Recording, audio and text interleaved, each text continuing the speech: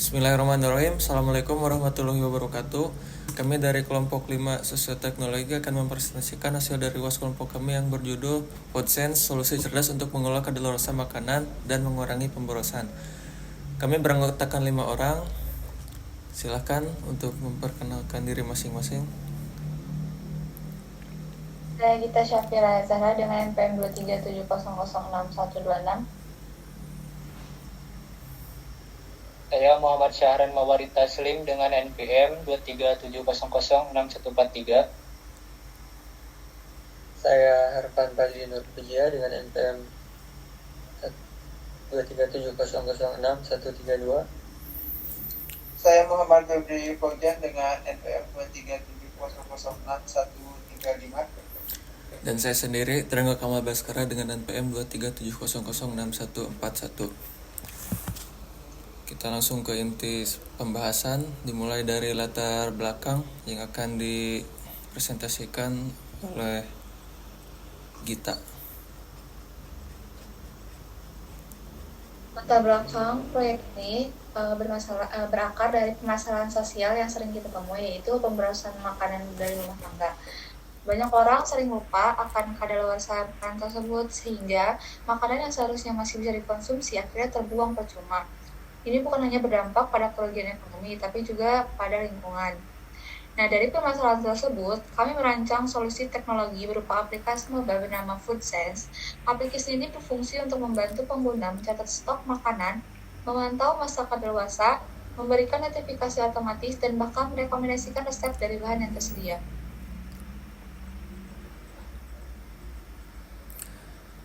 Selanjutnya, Syahran.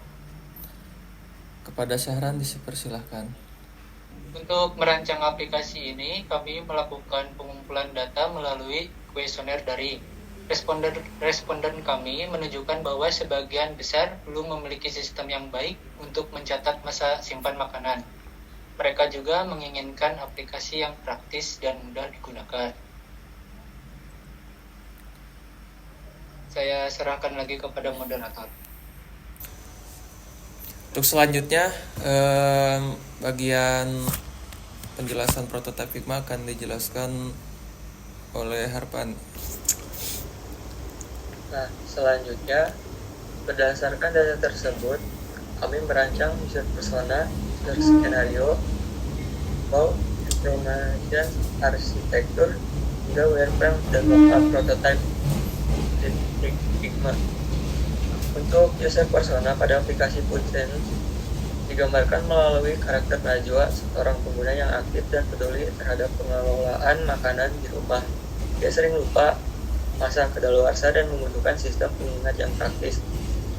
Untuk user skenario menggambarkan alur aktivitas Najwa dalam aplikasi, mulai dari login, melihat inventory, menambahkan bahan makanan, dan sejenisnya. Untuk user flow menunjukkan alur pengguna aplikasi dari login menuju dashboard, lalu akses ke fitur utama seperti inventory, chatbot, atau mengubah toggle. Dan untuk information arsitektur menjelaskan struktur navigasi aplikasi, di mana semua fitur utama tersusun secara hierarkis, mulai dari login sampai ke fitur inventory, notifikasi, chatbot, dan profil, guna memastikan akses cepat dan efisiensi bagi pengguna. Untuk selanjutnya akan dipaparkan oleh Ferry Fauzian. Nah, jadi ini halaman pertama itu setelah membuka aplikasi kita diarahkan ke halaman login terlebih dahulu. Jika belum punya akun, kita bisa buat akun baru. Coba klik.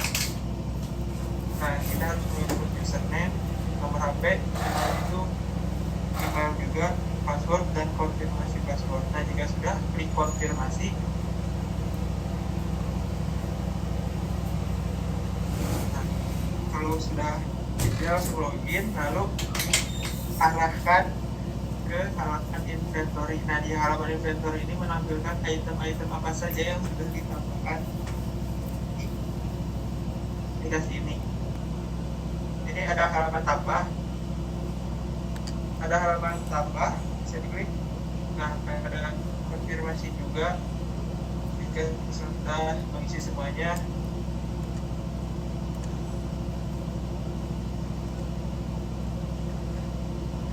Ada filter juga di bagian atasnya, bagian atas,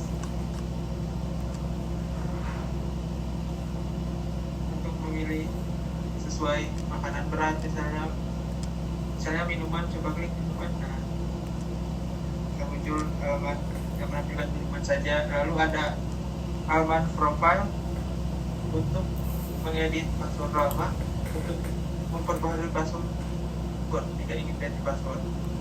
Lalu ada bot reset. Bot reset ini akan menampilkan apa yang kita ingin tanyakan, misalnya pengen buat WhatsApp, butuh apa aja resepnya, nanti akan ditampilkan semuanya oleh si bot reset.